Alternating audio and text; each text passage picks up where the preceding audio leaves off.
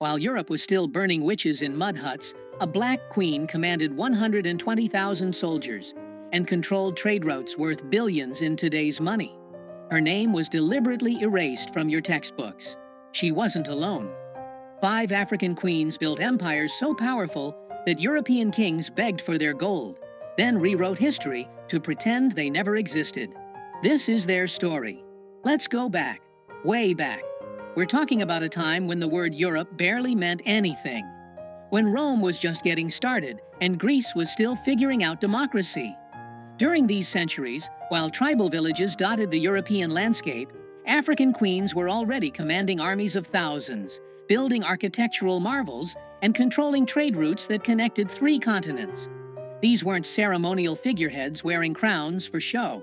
These were military generals who led from the front lines. Economic masterminds who controlled resources that made kingdoms rich beyond measure. Builders of civilizations so advanced that when Europeans finally arrived centuries later, they literally couldn't believe black people had created them. But here's the thing they don't teach you in school. Here's the part that gets conveniently left out of every history textbook you've ever opened. European colonizers didn't just conquer Africa. They waged a war on African memory itself. They systematically destroyed libraries, burned ancient texts, melted down golden artifacts, and demolished temples. They renamed cities, redrew maps, and when they found archaeological evidence they couldn't destroy, they simply lied about who built it. They claimed Egyptians weren't really African. They said Nubians were actually more Middle Eastern. They looked at stone cities in Zimbabwe and declared with absolute confidence that Africans couldn't possibly have built something so sophisticated. It must have been foreigners. It must have been anyone else. This wasn't accidental. This was policy. Because if you're going to enslave millions of people, if you're going to colonize an entire continent and extract its wealth for centuries, you need a story that justifies it. You need the world to believe that these people had no civilization, no history, no greatness. You need everyone to think you're bringing light to darkness, civilization to savagery. And so the lie became curriculum. The lie became fact. The lie became the only story most people would ever hear. But the truth survived. In oral histories passed down through generations. In archaeological sites they couldn't completely erase. In ancient texts written by Greeks, Romans, and Arabs who actually visited these kingdoms and wrote about their magnificence.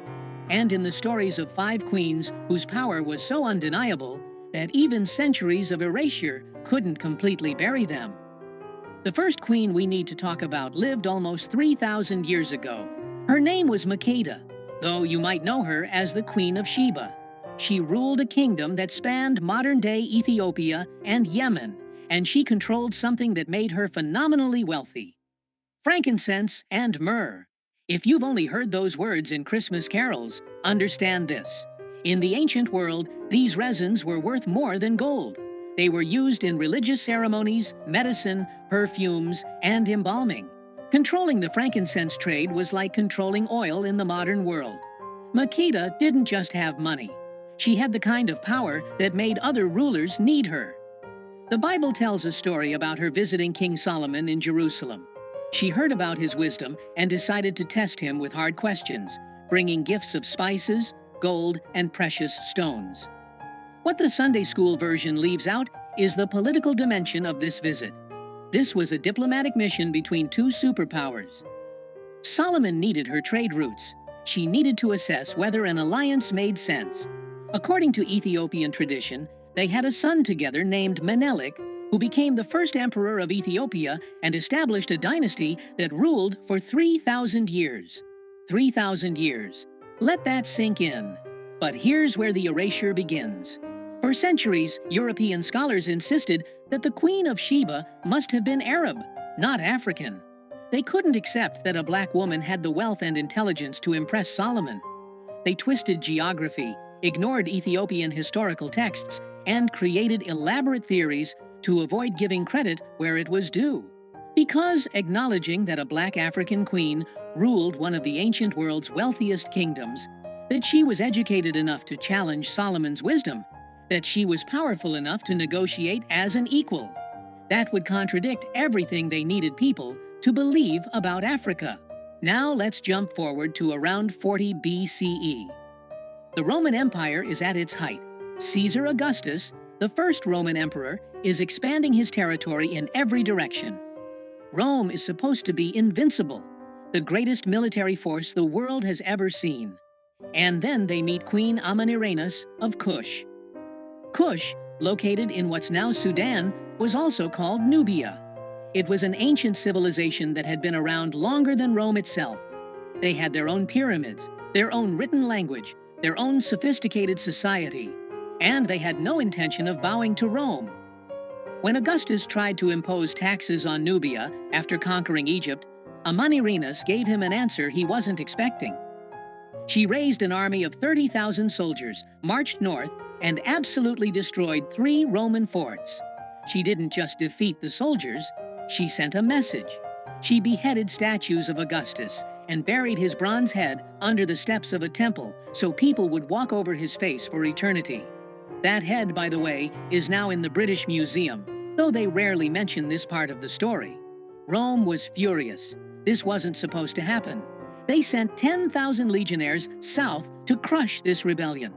And then something extraordinary occurred. Amanirenas fought them to a standstill. For 5 years, this one-eyed warrior queen held off the greatest military machine in the ancient world. She used guerrilla tactics, superior knowledge of the terrain, and tactical brilliance to make every Roman victory Pyrrhic. The war became too expensive, too bloody, too difficult. And so Rome, the empire that supposedly never surrendered, did something almost unthinkable. They negotiated a peace treaty. They agreed to exempt Kush from all taxes. They pulled their troops back and let Amanirenas keep her kingdom independent. Think about that for a second. A black African queen defeated the Roman Empire. Not in legend, not in myth, but in documented historical fact. Roman historians wrote about it. Archaeological evidence confirms it. And yet, how many people have ever heard of Amanirenas? How many history classes teach that Rome lost a war to a Nubian queen? The story gets buried in footnotes, while Roman victories over barbarians fill entire chapters. Because acknowledging that a black woman outmaneuvered and defeated Roman generals disrupts the entire narrative of Western superiority. Fast forward about 1,600 years to the kingdom of Ndongo in what's now Angola. The year is 1624, and the Portuguese have arrived in force. They're not exploring. They're not trading as equals. They're hunting for slaves to fuel the transatlantic trade that will devastate Africa for centuries. And they've just met someone who will make their lives absolutely miserable for the next 30 years. Her name is Nzinga Mbande.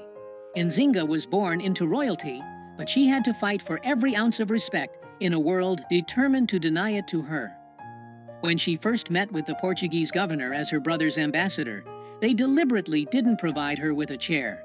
It was a power move, meant to force her to stand or sit on the floor while the governor sat elevated. Nzinga refused to accept the disrespect. She gestured to one of her servants, who immediately got on hands and knees, and she sat on her servant's back as if it were a throne. She negotiated the entire treaty from that position, making it clear that she would not be looked down upon. When her brother died under suspicious circumstances and she took the throne, the Portuguese thought they could manipulate or intimidate her. They were catastrophically wrong, and Nzinga proved to be a military genius who understood something the Portuguese didn't expect from an African ruler. She understood European politics. She played the Portuguese off against the Dutch. She converted to Christianity when it was politically useful, then renounced it when it wasn't. She offered sanctuary to escaped slaves and runaway soldiers, building her army with people who had every reason to hate the Portuguese. She used guerrilla warfare, scorched earth tactics, and hit-and-run attacks that left Portuguese forces constantly off balance. For 30 years, she held them off. 3 decades of warfare where the Portuguese threw everything they had at her and couldn't break her. She personally led troops into battle well into her 60s. She negotiated treaties, broke them when necessary, and refused every attempt to make her submit. When she died at age 80, she died undefeated. having freed thousands of enslaved Africans and having prevented the Portuguese from fully conquering her kingdom during her lifetime. And how did history remember her? Portuguese records called her a witch, a savage, a demon. They couldn't admit that they'd been fought to a standstill by a black woman, so they demonized her instead. For centuries, her story was either erased or twisted into propaganda about African barbarism. Only recently have historians begun to recognize her for what she actually was, one of the greatest military and political minds of her era, fighting a desperate war against an enemy that wanted to enslave her entire people. But let's go back even further, because we need to talk about a title rather than a single person. In the kingdom of Kush, there was a word, Kandak. In Greek, it became Candace. It meant queen, but not just any queen. It meant a warrior queen who ruled independently, who commanded armies, who made her own decisions without a king telling her what to do. Between about 300 BCE and 300 CE, multiple Kandaks ruled Kush, and their reputations were so formidable that conquerors thought twice before invading. When Alexander the Great was sweeping across the known world, conquering everything in his path, he reached the borders of Nubia and stopped. Ancient sources suggest he heard about the Kandaks and their military prowess, and decided the fight wasn't worth it. Think about that. Alexander, who conquered from Greece to India, who defeated the Persian Empire, who was called the Great, precisely because he seemed unstoppable, looked at Nubia and said, "No thank you." The warrior queens of Kush had a reputation that made even Alexander hesitate. These queens built pyramids. Yes, Sudan has more pyramids than Egypt, though most people don't know that because those pyramids don't fit the narrative about African civilization. They commanded armies, controlled trade routes, minted their own currency with their faces on the coins. They corresponded with other rulers as equals. The Bible mentions a Kandake in the book of Acts, though her power and position are reduced to a mere footnote in most interpretations. These were women with absolute authority in a world where Greece and Rome insisted only men could rule. And yet their existence has been minimized, footnoted, or erased from popular history. Now let's talk about Queen Amina of Zazzau, who ruled in what's now northern Nigeria from about 1533 to 1610. Amina came to power in the Hausa Kingdom at a time when the trans-Saharan trade routes were the highways of African commerce. Salt, gold, ivory, and enslaved people moved along these routes, making whoever controlled them extraordinarily wealthy. Amina decided she wanted to control them all. She took command of the army and began expanding Zazzau's territory through a combination of military conquest and strategic alliances. She personally led her troops into battle, commanding forces of up to 20,000 soldiers. Everywhere she conquered, she built fortified walls around the cities, some of which still stand today as testament to her reign. She ruled for 34 years, never married because she refused to share power, and rejected every attempt by European traders arriving on Africa's coast to establish protective relationships that would have undermined her authority. Her kingdom became one of the wealthiest in West Africa. Her military innovations influenced regional warfare for generations. And yet, when British colonizers arrived centuries later and heard stories about her, they declared she was probably a myth. African people couldn't possibly have had a queen that powerful, that successful, that militarily brilliant. It must be exaggerated folklore. Never mind the oral histories that had preserved her story in remarkable detail. Never mind the archaeological evidence. Never mind that other documented historical sources confirmed her existence. The British needed Africans to seem primitive, uncivilized, incapable of self-governance. A queen like Amina contradicted that story, so they simply dismissed her as legend until modern archaeology proved them wrong. Do you see the pattern now? Do you understand what was done? It wasn't just about conquering territory, it was about conquering memory. Because if people know their ancestors built empires, ruled kingdoms, defeated Roman legions, and commanded vast wealth, they won't accept being treated as inferior. They'll know their subjugation is a lie, and so the records had to be destroyed. The libraries of Timbuktu, containing hundreds of thousands of manuscripts, documenting African history, science, and literature, were burned. The gold artifacts that proved African metallurgical sophistication were melted down. The stone buildings were attributed to anyone except the Africans who actually built them. And the powerful women who ruled were either erased entirely or reduced to footnotes, their power stripped away, their accomplishments minimized. The lie they told was simple. Africa had no civilization before Europe arrived. Africans had no history worth teaching. Black people built nothing, invented nothing, ruled nothing. Everything good in Africa must have come from outside. This lie justified slavery, because how could it be wrong to enslave people who had never achieved anything on their own? This lie justified colonization, because Europeans were supposedly bringing civilization to darkness. This lie justified theft, because the resources of Africa belonged to whoever was sophisticated enough to extract them, and Africans supposedly weren't. But here's the truth they tried to bury. When Europeans finally reached West Africa in the 1400s, they found cities that dazzled them. They found the Mali Empire with a GDP that dwarfed medieval Europe. They found Timbuktu with universities older than Oxford, where scholars studied mathematics, astronomy, law, and medicine. They found Benin with bronze casting so technically advanced that Europeans couldn't figure out how it was done and assumed it must have been imported. They found Great Zimbabwe with stone architecture so sophisticated that colonizers spent decades insisting Phoenicians or Arabs must have built it, because accepting that Africans created it was ideologically impossible. They found Mansa Musa, a black emperor who went on Hajj to Mecca and gave away so much gold along the way that he crashed the Mediterranean economy for years. He was literally too rich for the economic systems of his time to handle. He built libraries, universities, and mosques. He turned Timbuktu into an intellectual center of the Islamic world. And he did all of this while ruling an empire larger than Western Europe. And yes, they found evidence of these 5 queens and dozens more like them. Women who commanded armies, while European women couldn't own property. Women who controlled trade routes, while European women were burned as witches if they were too educated. Women who built dynasties that lasted longer than most European kingdoms existed. African civilizations didn't fall because they were primitive or inferior. They were systematically destroyed by the transatlantic slave trade and European colonization. Over 400 years, an estimated 12 to 15 million Africans were kidnapped and enslaved. Entire regions were depopulated. Sophisticated political structures were deliberately shattered. Economic systems were redirected to serve European interests. And then, when colonizers had finished extracting wealth and destroying societies, they pointed at the devastation they'd caused and said, "See? They were never civilized to begin with." The evidence of the lie is everywhere if you know where to look.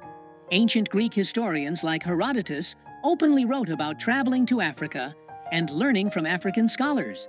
The Bible is full of references to powerful African kingdoms. Kush is mentioned repeatedly. Ethiopia is referenced throughout. Roman coins show extensive trade with Nubian empires.